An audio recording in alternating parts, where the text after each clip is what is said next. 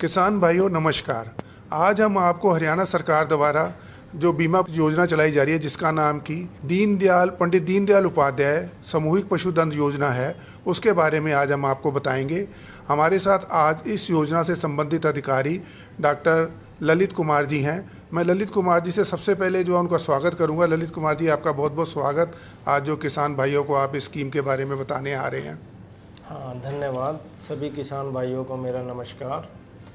Sir, आपकी जो हरियाणा सरकार की ये जो स्कीम है, ये बाकी राज्यों की स्कीम से कैसे अलग है? क्या इसकी खासियत है? राष्ट्रीय पशुधन मिशन जो कि भारत सरकार के अंतर्गत चलाया जा रहा एक पराक्रम है, उसके अंतर्गत इस स्कीम को हरियाणा सरकार द्वारा भी चलाया जा रहा है।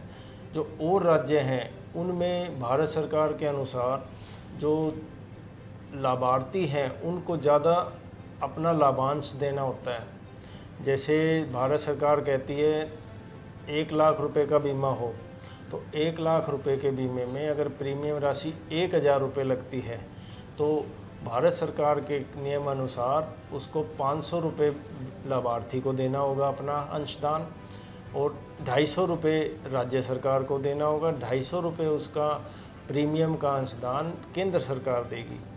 तो हरियाणा सरकार ने अधिक से अधिक किसान के हितों को ध्यान में रखते हुए इस स्कीम में 100, 200, 300 रुपये ही लाभार्थी को इस स्कीम के अंतर्गत सिर्फ किसानों को 100, 200, 300 रुपये, वो भी दुग्ध क्षमता के अनुसार ही देने हैं।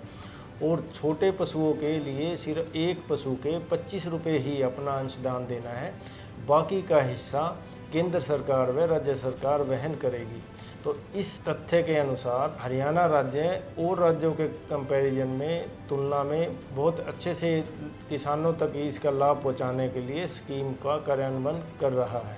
डॉक्टर साहब, आपका कहने का मतलब है कि किसान को सिर्फ जो है उसकी पशु की मूल्य के हिसाब से 100 रुपये, 200 रुपये, 300 रुपये मात्र देने हैं? हाँ जी, पशु की मूल्य और दुग्ध क्षमता के अनुसार। ओके। अच्छा डॉक्टर साहब, कितनी वैल्यू तक के, अधिकतम वैल्यू तक के पशु का बीमा हो रहा है? उसका मूल्य कितना अधिकतम है? हाँ, इस स्कीम के अंतर्गत भैंस का बीमा, दुधारू जो भैंस हैं, गाय हैं, इनमें अधिकतम 1 लाख रुपए सुनिश्चित राशि का पशु बीमा करवाया जा सकता है इस स्कीम के अंतर्गत। और जो छोटे पशु हैं अपने भेड़, बकरी, सूअर, उनका 15,000 रुपये तक सुनिश्चित राशि का पशुधन बीमा करवाया जा सकता है। ओके। इसके अलावा सर और कौन कौन से जानवरों का बीमा हो सकता है? इस पशु के अंतर्गत जितने भी भारवाहक पशु हैं, जैसे खच्चर, घोड़ा, ऊँट, इन सब का भी बीमा इस योजना के अंतर्गत करवाया जा सकता है। इस योजना के अंतर्गत प्रत्येक परिवार 5 बड़े पशु या 50 छोटे पशु का अपना बीमा करवा सकता है। अगर कोई पशुपालक किसी के पास 5 से ज़्यादा बड़े पशु हैं तो बिना सरकार के अंशदान से सारा अपना हिस्सा जो भी इस प्रीमियम राशि देके वो भी इस स्कीम के अंतर्गत पशुओं का बीमा करवा सकते हैं। अच्छा डॉक्टर साहब, इसको बीमा कराने के लिए पशुपालक को क्या करना होगा? पशुपालक को जितने भी ई सेवा केंद्र है, ये सुविधा सभी पे उपलब्ध है, वहाँ जाना है और सरल हरियाणा पोर्टल पे अप्लाई करना है इसके लिए, पशुधन बीमा योजना के लिए। उसमें सिंपल सब स्टेप है। उसको सिर्फ एप्लीकेशन को हमने बहुत ही सामान्य बनाया हुआ है।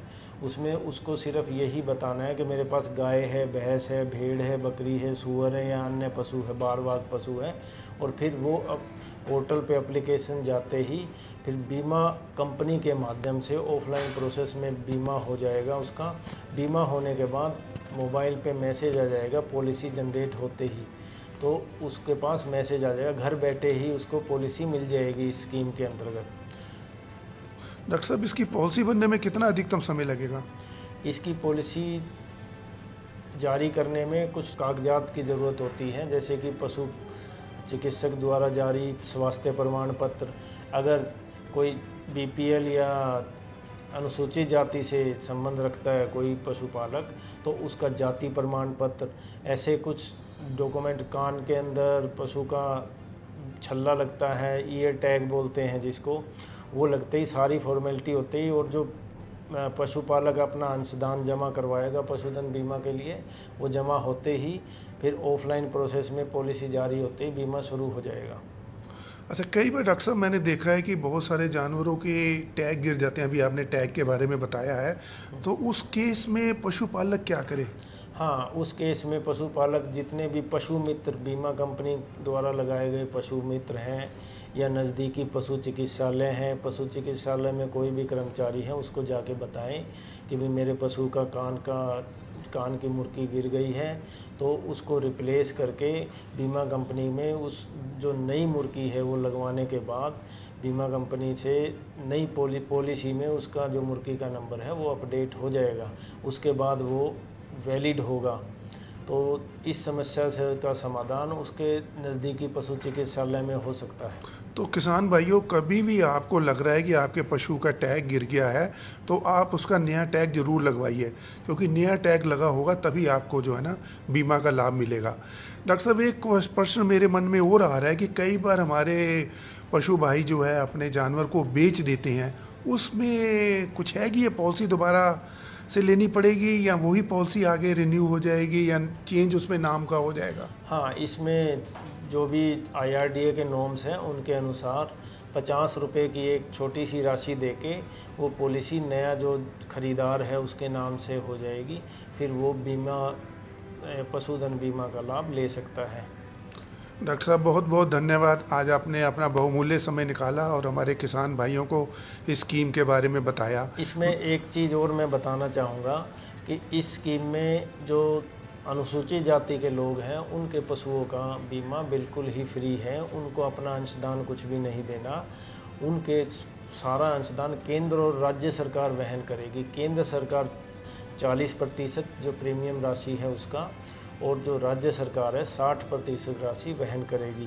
तो जो गरीब पशुपालक हैं अनुसूचित जाति के, वो अपने सारे पशुओं का बीमा करवाएं, और भी जितने APL और BPL कैटेगरी के जो पशुपालक हैं वो भी सारे अपने पशुओं का बीमा कराएं और इस स्कीम का ज़्यादा से ज़्यादा लाभ उठाएं। इस स्कीम के अंतर्गत अब तक 58 करोड़ से ज़्यादा का बीमा क्लेम राशि का भुगतान गरीब पशुपालकों को किया जा चुका है। डॉक्टर साहब, आपने ये बहुत अच्छी बात बताई कि अभी तक इतनी बड़ी राशि जो है पशुपालकों को बांटी गई है, जिनके जानवरों की मृत्यु हो गई है वो दूसरा जानवर लेने के लिए जो है ना उनको राशि मिल गई है, और उन्होंने दूसरा जानवर भी बहुत सारे लोगों ने ले लिया होगा। डॉक्टर साहब, आपका बहुत धन्यवाद, और मैं सभी पशुपालकों से कहूँगा कि इस योजना का आप अधिक से अधिक लाभ उठाएं, क्योंकि इतनी सस्ता बीमा सारे भारतवर्ष में किसी और राज्य में नहीं है। तो सब किसान भाइयों, आज ही अपने नज़दीकी पशु चिकित्सालय से आप संपर्क करिए और अपनी जो है ना पशुधन का बीमा कराइए, और किसी भी क्षति की पूर्ति के लिए आप जो है ना बीमा कंपनी से क्लेम ले सकते हैं। धन्यवाद डॉक्टर साहब, जो आपने इतनी अच्छी स्कीम